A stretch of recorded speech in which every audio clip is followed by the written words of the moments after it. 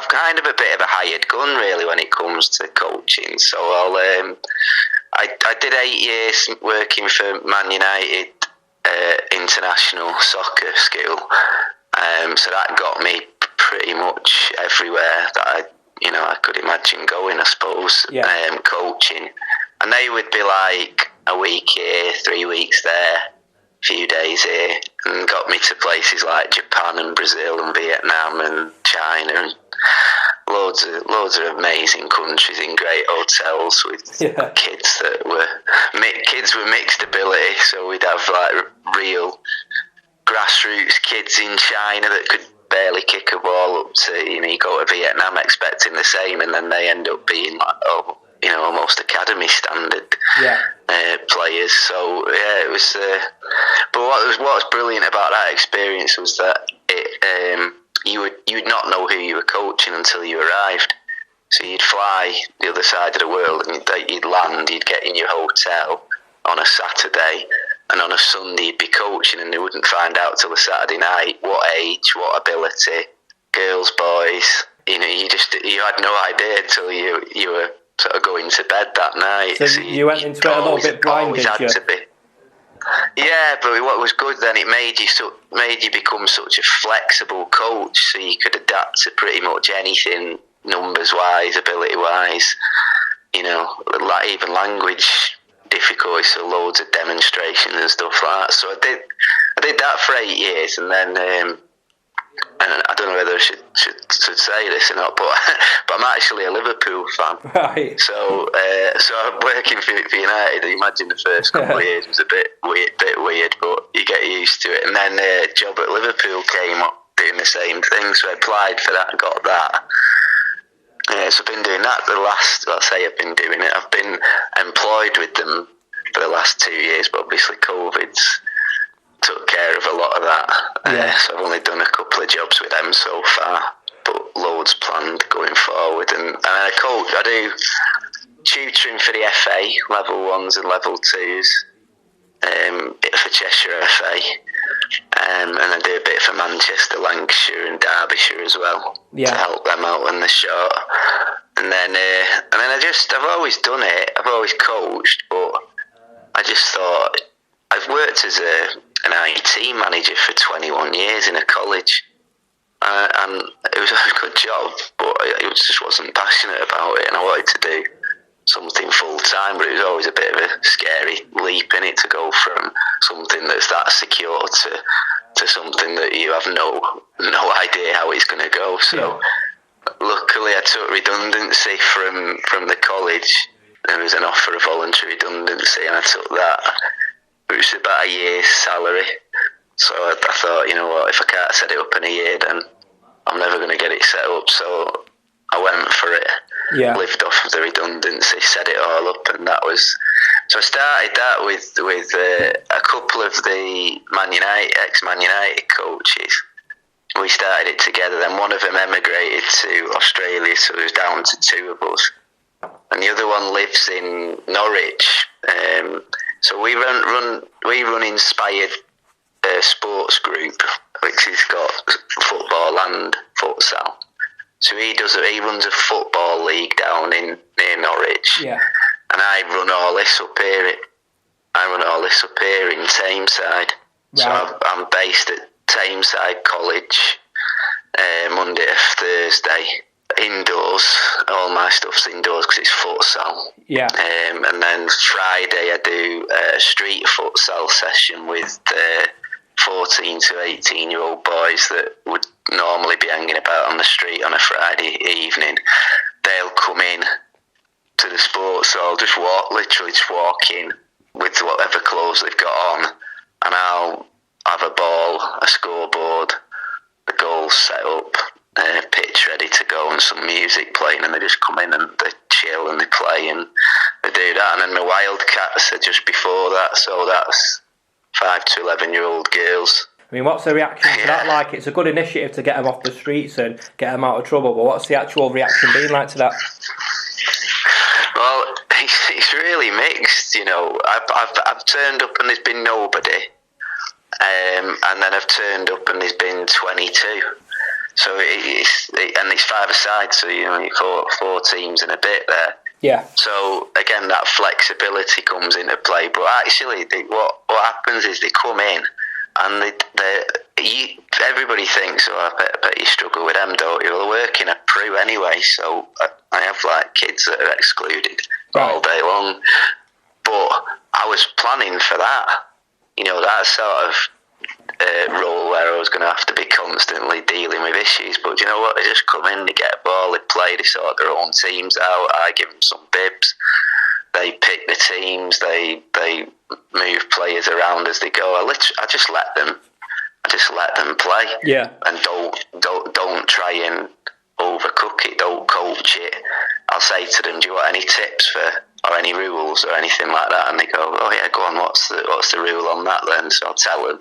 And then they'll ask me something else, and then it sort of develops. So they all know now, for example, if the goalkeeper gives it to them, they can't give it back to them. And if a new kid turns up, they'll tell them before I do. So it's actually working really well. It's a shame, really, they can't stay in longer and they wouldn't be on the streets at all. But I mean, we have them in for an hour, and then it's at least for an hour they're doing something enjoyable that's not costing them anything, so they don't have any money. Yeah, a bit of a relief. And I mean, just looking at the sport of futsal in itself, what first got you involved in it? Because obviously people naturally go towards football, don't they? It's probably the biggest or most popular sport in England and the UK. What attracted you to futsal? My stepson, I've coached him for quite a few. He's 22 now, and a good coach in his own right, does a bit for me.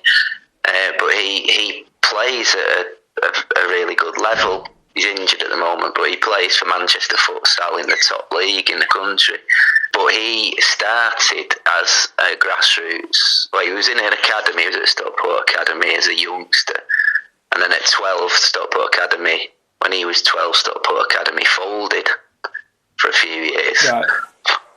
So they all came out of the academy and they had to find other homes. I was working in the academy at the time. I was working at Bury, but then I got the Man United job, and he was going back into a grassroots team with his friends. And so I just went to watch for a while, and then they dragged me in because they found out that I was a coach. So I ended up coaching him at football for a few years, and then he was just felt like he was lacking something, skills, speed of thoughts, speed of action, balance, control, all that kind of stuff. He just felt like he could get some more training maybe. He was originally looking at one-to-one training with me, and then we just saw an advert for it, so took him down. So this is going back 9 years ago. Took him to a training session over at Wright Robinson, and he ended up doing 2 years there before he became too old for it. And I was just helping out a little bit, not too much. I didn't want to get dragged in again. And then he was too old for the other kids, and he ended up at Manchester Futsal in their youth set up at 16. And again, I went watching, and again they found out what I did and asked me to get involved, and I said yes this time. And before I knew it, I was coaching the development team, under 21s, and the first team in the Super League. Yeah. And I thought, how have I ended up doing this? I was always a football coach, and now I'm like pure futsal. But to be honest, it does that. It hooks you.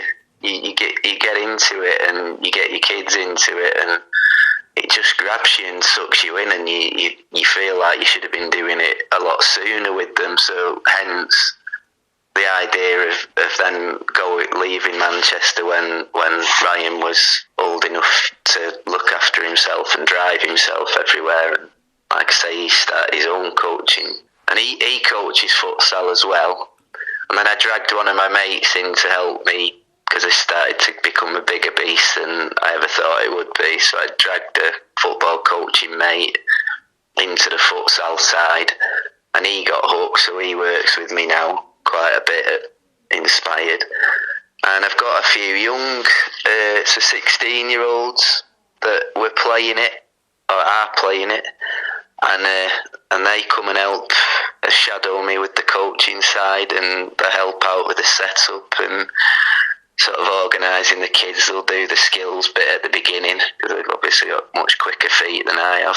So I just get them doing little bits and pieces and just listening to the way that I speak to them and how you sort of crouch down in front of them so that you're at their eye level, and the language that you use and all that kind of stuff. So I'm just trying to get them a little bit of coaching experience before they then go on their own, their own individual coaching journey. So it's becoming a bit of a family thing, really, Yeah. I was going to say the sport in itself, I think this is right, what I read online the other day. At BT Sport, in September, they started showing the Super League, didn't they? Is that right? Broadcast deal. Do you think that's a good thing for the sport in general? Yeah, definitely. We've been trying to do it for years. So we had meetings with Barry Earns, matchroom team, about it, and I think he had 6 sports to choose from at the time, and he was choosing a couple.